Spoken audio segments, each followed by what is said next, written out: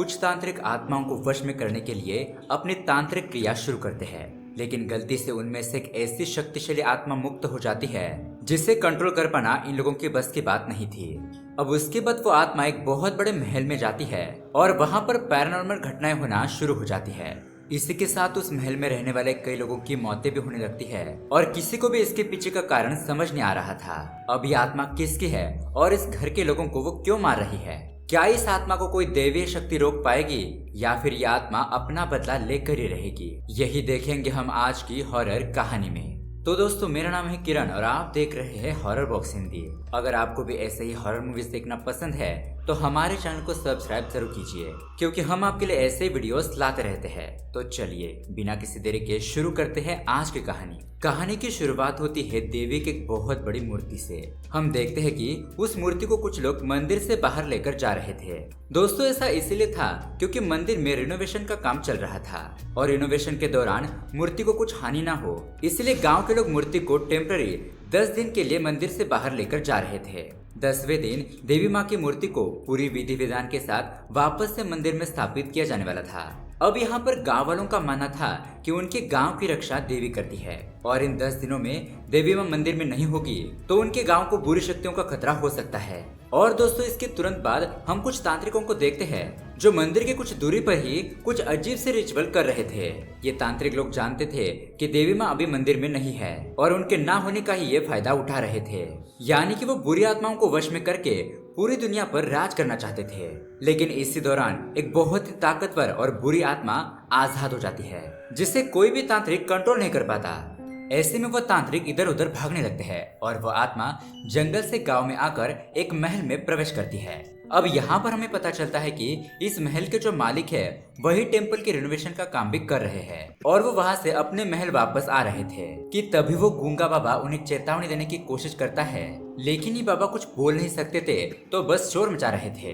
तो किसी को भी कुछ समझ नहीं आता और वो मालिक बिना परवाह किए महल के अंदर चले जाते हैं। अब उसी रात हम देखते हैं वो शैतानी शक्ति मालिक के ऊपर हमला कर देती है जिससे कि उन्हें बहुत ही बुरी तरीके से चोट लग जाती है। इसलिए घर वाले उन्हें तुरंत ही अस्पताल लेकर जाते हैं और अस्पताल में पता चलता है कि मालिक अब कोमा में जा चुके हैं और अब कोमा के दौरान उनका ख्याल महल में ही रखा जाएगा। अब उसके बाद हमें इस महल में कौन कौन रहता है उनका इंट्रोडक्शन दिया जाता है। तो मालिक के 2 बेटे हैं जिसमें से बड़े बेटे का नाम है रमेश और उसकी पत्नी का नाम है संध्या। इनका एक छोटा बेटा भी है जिसका नाम है सुरेश और मालिक के छोटे बेटे का नाम है मुरली और उसकी पत्नी का नाम होता है अनीता। घर में कुछ नौकर भी रहते हैं जिनमें से एक भाई बहन है कोमल और वीरा। इनके बारे में बात करें तो कोमल अपने आशिक के साथ ट्रेन में भागना चाहती थी, लेकिन उसके भाई ने उसे भागने नहीं दिया, जिसकी वजह से कोमल आज तक कुंवारी है और इसके लिए वो अपने भाई वीरा को ही दोषी मानती है। इसी के साथ घर में मंजू नाम की नर्स भी आई होती है कोमा में गए मालिक जी का ख्याल रखने के लिए, लेकिन हम देख पाते हैं कि मंजू थोड़ा सा अजीब सा बिहेव कर रही थी। खैर, अब लोगों का कहना था कि एक वैद्य है जो किसी भी तरह की बीमारी का इलाज कर देते हैं और उन्हें भी मालिक को ठीक करने के लिए बुलाया जाए। तो अब उस वैद्य को खत लिखा जाता है, लेकिन वो वैद्य तो कब का चल बसे थे, लेकिन उनके गुजर जाने के बाद किसी को भी पता नहीं थी। अब ऐसे में वो खत वैद्य के बेटे देवदास को मिलता है जो कि इडली डोसा बनाने का ठेला चलाता था, लेकिन उसका ये ठेला एक दिन टूट भी गया। इसीलिए महल में रहने वाले अमीर लोगों को लूटने के लिए देवदास अपने बाप जैसी नकली मूंछ लगाकर नकली वैद्य बन के अपने चेले के साथ महल में पहुंच जाता है। और अब हमें यहाँ पर यह बात पता चलती है कि नौकरानी कोमल जिसके साथ भागने वाली थी वो देवदास के पिता यानी कि वैद्य ही थे। तो ऐसे में अब कोमल को लगता है कि वैद्य ही वापस आ गए हैं और वो उन पे लाइन मारने लगती है। और तो और दोस्तों, अब कोमल का भाई वीरा भी यही चाहता है कि वैद्य कोमल को अपना ले, क्योंकि उस बात को 25 साल हो चुके हैं और अब तक उसकी बहन कुंवारी ही है। तो वही देवदास जो कि अपने पिता वैद्य के रूप में यहाँ पर आया था, उसे कोमल में जरा सा भी इंटरेस्ट नहीं था, क्योंकि उसे तो वो नर्स मंजू पसंद आ गई थी। तो दोस्तों, अब आप महल में रहने वाले सभी लोगों से मिल चुके हैं, तो हम कहानी को आगे बढ़ाते हैं। अब हम मंजू को अजीब तरह की पूजा करते हुए देखते हैं। वही उस बच्चे सुरेश को अजीब सी आकृतियां नजर आ रही थी, लेकिन दोस्तों हद तो तब हो जाती है जब मुरली अपने पिता को हवा में लेविटेट होता हुआ देखता है और तभी हम मुरली के ऊपर किसी आत्मा को भी देख पाते हैं और मुरली को भी लगने लगता है कि यहाँ पर कुछ न कुछ पैरानॉर्मल जरूर है। खैर, अब उसके अगली सुबह हम मुरली को अपनी पत्नी अनीता के साथ देखते हैं। तभी मुरली नोटिस करता है कि घर का ड्राइवर उसकी पत्नी अनीता को गंदी नजरों से देख रहा था। अब ऐसे में होना क्या था, मुरली ड्राइवर को अच्छा खासा पीट कर उसे यहाँ से भगा देता है। लेकिन इस लड़ाई झगड़े में उस ड्राइवर का हाथ टूट गया था। अब उसी रात हम ड्राइवर को देखते हैं जो कि दारू पीकर एक चाकू लेकर मुरली को मारने के लिए यहाँ पर आया था। लेकिन महल में आने के बाद वो आत्मा ड्राइवर पर हमला करके उसे मार देती है। इस हादसे के दौरान हम मंजू को कभी खिड़की के पास तो कभी कुएं के पास देख पाते हैं। तो वही यहाँ अनीता के साथ भी असाधारण घटनाएं होने लगती है। अब ड्राइवर को मरी हुई अवस्था में मुरली देख लेता है, लेकिन उसके अगली सुबह पुलिस मुरली को ही पकड़ कर ले जाती है, क्योंकि एक दिन पहले ही मुरली और ड्राइवर का झगड़ा हुआ था और पुलिस को मुरली पर शक था। अब ऐसे में हम देखते हैं कि रवि नाम का एक इंसान महल में आता है और रवि अनीता का भाई है। पेशे से वो एक वाइल्ड लाइफ फोटोग्राफर होता है। मंजू जब रवि को देखती है तो पहली लुक में ही वो उसे पसंद आ जाता है और अब तक देवदास भी अपनी नकली मूंछें ये बोलकर हटा देता है कि उसने हेयर डाई कर लिया है। खैर, अब उसके बाद हम देखते हैं कि अनीता अपने भाई रवि को बताती है कि इस महल में कुछ गड़बड़ जरूर है और ये बात सुनकर रवि अपनी तहकीकात शुरू कर देता है। अब उसी रात हम एक डॉल को देखते हैं जो कि खुद ब खुद मूव कर रही थी। ये डॉल सुरेश को अट्रैक्ट करके पानी वाली जगह पर लेकर जाती है और वो बुरी आत्मा सुरेश को पानी में खींचकर उसे डुबाने लगती है। लेकिन तभी इस अनहोनी का एहसास उस गूंगे बाबा जी को हो जाता है, तो वो महल के बाहर आकर शोर मचाने लगते हैं। वो रवि के ऊपर कीचड़ फेंकते हैं और ऐसे में रवि जो अपना शर्ट साफ करने के लिए उस पानी वाले इलाके में जाता है, तो तभी वो सुरेश को पानी में डूबता हुआ देखता है। रवि तुरंत ही पानी से सुरेश को बचा लेता है और इस पॉइंट पर रवि को समझ में आ चुका था कि वो बाबा उसकी मदद कर रहे थे सुरेश को बचाने के लिए। अब उसके अगले दिन रवि उस बच्चे सुरेश से बात करता है और यहाँ पर हम देख पाते हैं कि वो बुरी आत्मा सुरेश को दिखाई दे रही थी। अब उसके बाद रवि सीधा मंजू से सवाल जवाब करने लगता है, क्योंकि मंजू की हरकतें थोड़ी सी अजीब सी थी। मंजू यहाँ पर बताती है कि वो तो बस हर रात पूजा करती है, फल वगैरह कुएं में डालती हूँ। ऐसा करने से उसकी एक अच्छे लड़के के साथ शादी हो जाएगी और वो ये सब कुछ छुप के इसलिए करती है क्योंकि उसकी पूजा थोड़ी अजीब सी है और लोगों को इसके बारे में पता ना चल सके। अब इसका मतलब यह है कि मंजू निर्दोष है। और अब उसके बाद रवि घर के बाहर बाउंड्री वाल के पास छानबीन करने के लिए जाता है। अब बाउंड्री वाल के पास क्यों? क्योंकि अगर देखा जाए तो उस ड्राइवर का हाथ टूट चुका था, तो वो खुद तो बाइक चलाते हुए घर से यहाँ पर नहीं आ सकता, उसके साथ कोई ना कोई और जरूर आया होगा। यानी कि बाउंड्री वाल के पास कुछ ना कुछ सबूत मिल सकता है। और दोस्तों, इनफैक्ट वहाँ पर रवि को एक मेजरिंग टेप मिलती है जिसमें कारपेंटर का नाम भी लिखा हुआ था। रवि तुरंत ही उस कारपेंटर से मिलता है और यहाँ पर रवि को पता चलता है कि उस ड्राइवर को महल तक इसी कारपेंटर ने अपने बाइक पर छोड़ा था। और दोस्तों, कारपेंटर ने क्लियरली देखा था कि ड्राइवर को एक बुरी आत्मा ने मारा है और इसी हड़बड़ाहट में भागने के चक्कर में उसका वो मेजरिंग टेप वहीं पर गिर गया था। अब ये कारपेंटर रवि को यहाँ पर कुछ और भी बातें बताता है जो हम व्यूअर्स को कहानी में आगे पता चलेगी। तो दोस्तों, अब हम महल में देखते हैं जो कि मुरली बेल पर वापस आ गया था। अब यहाँ पर रवि महल के हर जगह पर कैमरा और हीट सेंसर लगा देता है और उसकी मदद से रवि, मुरली और मंजू को वो स्पिरिट भी दिखाई देती है जो कि बहुत ही ज्यादा भयानक थी। तभी यहाँ पर हवेली में सुरेश कहीं गायब हो जाता है और उसे सब ढूंढने लगते हैं। अब यहाँ इन लोगों को सुरेश तो एक जगह पर बैठा मिल जाता है, लेकिन यहाँ दूसरी तरफ एक इविल स्पिरिट रमेश पर हमला करके उसे खींचते हुए कहीं पर ले जाने लगती है। अब ये सारी मूवमेंट रवि के कैमरा में कैप्चर होती है और उस फ्रेम को बढ़ाकर देखने पर रवि को एक लेडी की क्लियर फेस दिखाई देती है जो कि रमेश को खींच रही थी। अब उस लेडी को मुरली पहचान जाता है क्योंकि ये माया नाम की लड़की थी। और दोस्तों, ये माया मुरली की ही बहन थी। जी हाँ दोस्तों, अब यहाँ से कहानी जाती है फ्लैशबैक में, जहाँ पास्ट में हमें पता चलता है कि रमेश और मुरली की एक बहन भी थी जिसका नाम था माया। माया सबकी लाडली थी और उसे सब लोग बहुत ज्यादा पसंद भी करते थे। इनफैक्ट उसके पिता यानी कि मालिक जी ने माया के नाम पर ही उनका बिजनेस शुरू किया था, क्योंकि माया के जन्म के बाद उनकी बहुत ज्यादा तरक्की हुई थी। लेकिन तभी एक दिन अचानक माया घर छोड़कर भाग गई, क्योंकि दोस्तों वहीं पर काम करने वाले एक मैनेजर से उसे प्यार हो गया था जिसका नाम अरुण था। और ये बात माया के पिता को बिल्कुल भी पसंद नहीं आई। अब इस बात को कुछ समय बीत जाता है और एक दिन बेंगलुरु के एक हॉस्पिटल में कोइंसिडेंटली मुरली को माया दिखाई देती है, जो अब प्रेग्नेंट भी थी और माया के साथ उसका पति अरुण भी मौजूद था। ऐसे में मुरली उनके घर का पता लगाता है और वो अपने पिता और भाई के साथ उनके घर पर चला जाता है। यहाँ पर सभी लोग माया और उसके पति को एक्सेप्ट करते हैं। इनफैक्ट माया के पिता तो ये कहते हैं कि तुम लोग गांव आ जाओ, तुम्हारा स्वागत होगा और मैं आधी संपत्ति तुम्हारे नाम भी कर दूंगा। अब अपने पिता की संपत्ति से माया को कुछ लेना देना नहीं था, लेकिन माया बहुत ज्यादा हैप्पी थी क्योंकि उसे एक्सेप्ट कर लिया गया था। साथ ही साथ ये लोग अरुण को भी बहुत ज्यादा इज्जत देते हैं। अब ये लोग इन्हें इतना ज्यादा प्यार कर रहे थे, इसलिए वो लोग गाँव आने के लिए मान जाते हैं। अब जिस दिन माया और अरुण गांव आने वाले थे, उस दिन मुरली स्टेशन पर उनके स्वागत के लिए खड़ा होता है, लेकिन ट्रेन में ये दोनों थे ही नहीं। मुरली वहां पर बहुत ज्यादा इंतजार करता है, लेकिन वो दोनों ट्रेन से नहीं उतरते। उसके बाद मुरली को माया और अरुण के बारे में कुछ भी पता नहीं चलता। इतना ही नहीं, उन्होंने अपना बेंगलुरु वाला वो घर भी खाली कर दिया था। तो दोस्तों, अब इस फ्लैशबैक को सुनने के बाद रवि कहता है कि मुझे पता है माया और अरुण के साथ क्या हुआ था, यानी कि उसे आगे की कहानी पता थी।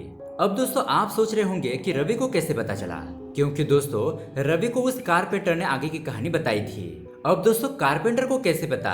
उस कारपेंटर को ड्राइवर ने सब कुछ बताया था, क्योंकि वो भी उस हादसे में भागीदारी था। अब यहाँ पर हम फिर से फ्लैशबैक में जाते हैं, जहाँ पर हम माया और अरुण को देखते हैं, जो कि ट्रेन में बैठकर गाँव आ रहे थे। लेकिन उन्हें एक स्टेशन पहले ही रमेश उतरवा लेता है। रमेश उन्हें कहता है कि मैं तुम्हें यहाँ पर पहले ही उतरवा रहा हूँ, क्योंकि हो सकता है कि गांव में कुछ लोगों को तुम्हारा यहाँ पर आना पसंद नहीं हो, तो इसलिए हम यहाँ से बाय रोड ही जाएंगे। अब सुरेश उन लोगों को सुनसान इलाके में ले जाता है और वहाँ वो ड्राइवर के साथ मिलकर माया के पति अरुण को मारने की कोशिश करने लगता है, क्योंकि सुरेश का कहना था कि माया ने उनके खानदान की इज्जत मिट्टी में मिला दी और अरुण शायद किसी दूसरी जाति का था। मालिक का खानदान खुद को एक ऊंची जाति का मानता था और ऐसे में इनकी लड़ाई में यहाँ पर भगदौड़ मच जाती है। लेकिन ये दोनों यहाँ से भाग नहीं पाते। एन वक्त पर वहाँ पर मालिक जी यानी कि माया के पिता भी आ जाते हैं और दोस्तों वो भी इन सब में शामिल थे। वो माया को अपने हाथों से जहर देकर उसे पीने के लिए कहते हैं, क्योंकि वो प्रेग्नेंट होने के बाद वो उसे एक्सेप्ट नहीं कर सकते। उसके पेट में अरुण का बच्चा पल रहा है, जो कि उनके हिसाब से उनकी जाति का नहीं है। अब माया इस शर्त पर जहर पीने के लिए मान जाती है कि ये लोग उसके पति अरुण को यहाँ से जाने देंगे, उसे जिंदा छोड़ देंगे, और वो सब हाँ भी करते हैं। लेकिन जैसे ही माया जहर पी लेती है, वो लोग उसकी आंखों के सामने ही अरुण को मार देते हैं। ऐसे में माया तड़पने लगती है और उसके पिता अपने हाथों से ही माया का गला दबोचकर उसे मार देते हैं और वो लोग इन दोनों की लाशों को वहीं पर दफना देते हैं। इसीलिए माया की आत्मा लौटकर वापस आई है और वो पूरे खानदान के मर्दों से अपना बदला लेना चाहती है, सबको मार देना चाहती है, उस छोटे बच्चे सुरेश को भी, क्योंकि उसके पति और होने वाले बच्चों को भी उन लोगों ने मार दिया था। अब ये सब कुछ सुनने के बाद मुरली कहता है कि मैं तो इस सब गंदे प्लान में शामिल नहीं था, बल्कि मुझे तो इसके बारे में कुछ भी पता नहीं है, लेकिन फिर भी माया मुझे क्यों मारना चाहती है? जिस पर रवि कहता है कि भले ही मुरली गलत नहीं था, वो अपने मन में सच्चा था, लेकिन वही तो अपने पिता और भाई को माया के घर पर लेकर गया था, तो इसलिए अब मुरली भी अपनी बहन की मौत का जिम्मेदार है। अब ये सब कुछ राज खुलने के बाद महल में गांव वाले आ जाते हैं, जिनका कहना था कि कल देवी माँ के मंदिर में पूजा है और उस पूजा में जो रस्म है वो मुरली को ही करनी होगी। अब मुरली इसके लिए मान जाता है और उसके अगले सीन में हम उसे रस्म करते हुए देखते हैं।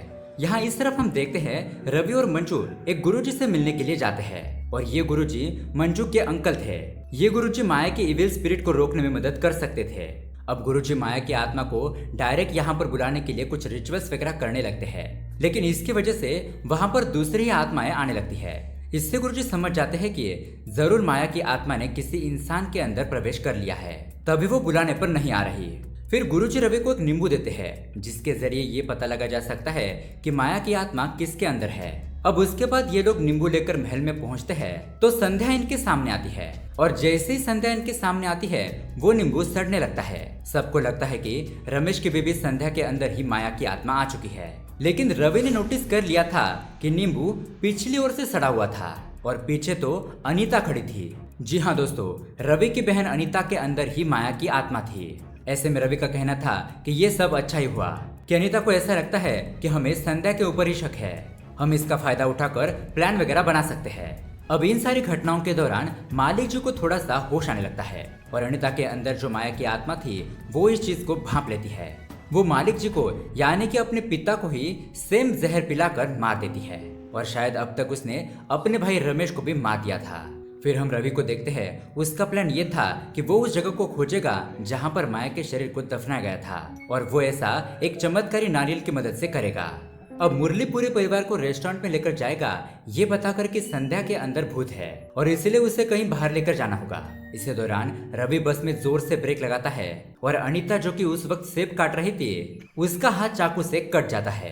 तभी मुरली अनीता के हाथों को रुमाल से पोंछता है और वो खून से सना हुआ रुमाल गुरुजी को दे देता है क्योंकि रिचुअल्स करने के लिए, और वो अपने शिष्यों के साथ महल पहुंच जाते हैं।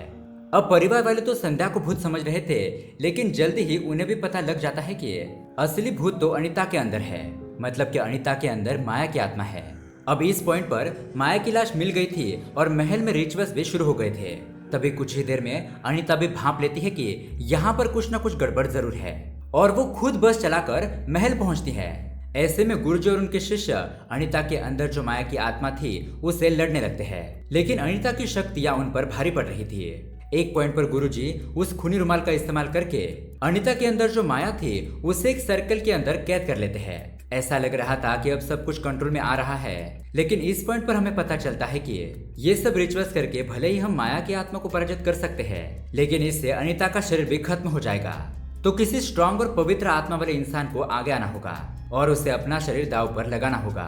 तो अब रवि इसके लिए मान जाता है और वो इसलिए शमशान में रिचुअल्स कर रहा था। मतलब कि दोस्तों रवि बच भी सकता है और उसकी जान जा भी सकती है। अब ये सब रिचुअल करने की वजह से माया की आत्मा पहले तो उस कब्र में समा जाती है, लेकिन उसके अगले ही पल वो रवि के ऊपर हावी हो जाती है। ऐसे में रवि सभी लोगों पर हमला करके मुरली और सूरज को मारने के लिए निकल पड़ता है क्योंकि वो पजेस हो गया था। यहाँ इस तरफ मुरली और सूरज दोनों ही कार में बैठते हैं और देवी माँ के मंदिर की तरफ भागने लगते हैं, लेकिन रवि भी एक गाड़ी की मदद से इनके पीछे आ गया था। वो उन्हें रोकने की बहुत ज्यादा कोशिश करता है, लेकिन मुरली और सुरेश किसी भी तरह मंदिर पहुंच जाते हैं। यहाँ आज मूर्ति की पूजा वगैरह करके उसकी स्थापना होने वाली थी और अगर एक बार देवी की मूर्ति की स्थापना हो गई तो माया की आत्मा को यहाँ से वापस जाना ही होगा। मतलब कि इससे पहले ही रवि के अंदर जो माया की आत्मा है उसे सुरेश और मुरली को मारना है। तो यहाँ पर रवि सबसे हाथापाई शुरू करता है और वो मुरली और सुरेश का पीछा करने लगता है। उनका पीछा करते वो मंदिर में पहुंच जाता है जहां पर पूजा जोरों शोरों से चल रही थी, लेकिन रवि के अंदर जो इविल स्पिरिट थी वो सब पर भारी पड़ रही थी। अब यहाँ देवी की स्थापना होने के लिए कुछ ही पल होते हैं और ऐसे में रवि को रोकना बहुत ही ज्यादा नामुमकिन लग रहा था, लेकिन एंड पॉइंट पर वो गूंगे वाले बाबा वहां पर आते हैं और वो रवि को कुछ देर के लिए रोक कर रखते हैं। लेकिन रवि के अंदर जो माया की आत्मा थी वो उन्हें भी पार करके मुरली और सुरेश को मारने के लिए आगे बढ़ती है। अब रवि उन दोनों को मारने ही वाला था, लेकिन एन वक्त पर पूजा खत्म हो जाती है और देवी माँ की मूर्ति वापस से एकदम विधि विधान के साथ स्थापित हो गई थी। इसीलिए माया की आत्मा को रुकना पड़ता है।